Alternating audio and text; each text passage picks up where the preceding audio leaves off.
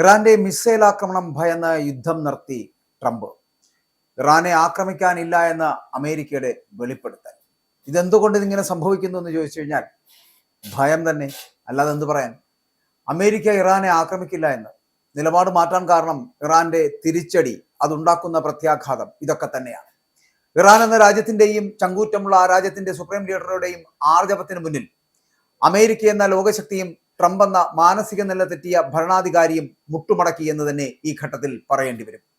പ്രമുഖ American മാധ്യമമായിട്ടുള്ള Wall Street journal report ചെയ്യുന്ന പ്രകാരം ഇറാനെ ആക്രമിക്കുന്നതിൽ നിന്നും അമേരിക്ക പിറകോട്ട് പോയി എന്നതാണ് മനസ്സിലാക്കേണ്ടത്. അമേരിക്കൻ സൈനിക നേതൃത്വത്തെ ഉദ്ധരിച്ചുകൊണ്ടാണ് ഇത്തരമൊരു വെളിപ്പെടുത്തൽ വാൾസ്ട്രീറ്റ് ജേണൽ നടത്തിയിരിക്കുന്നത്.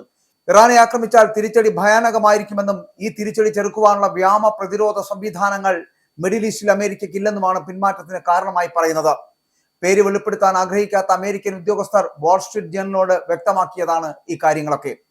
നിലവിൽ സ്ഥാപിച്ചിട്ടുള്ള താഡ് ഉൾപ്പെടെയുള്ള മിസൈൽ പ്രതിരോധ സംവിധാനങ്ങൾക്ക് ഇറാന്റെ ബാലിസ്റ്റിക് മിസൈലുകളെയും ചീവീടുകളെ പോലെ കൂട്ടത്തോടെ കടന്നാക്രമണം നടത്താൻ വരുന്ന ഡ്രോണുകളെയും ഫലപ്രദമായി തടയാൻ കഴിയുമോ എന്ന കാര്യത്തിലും അമേരിക്കൻ ഉന്നതർക്ക് സംശയമായി കഴിഞ്ഞു.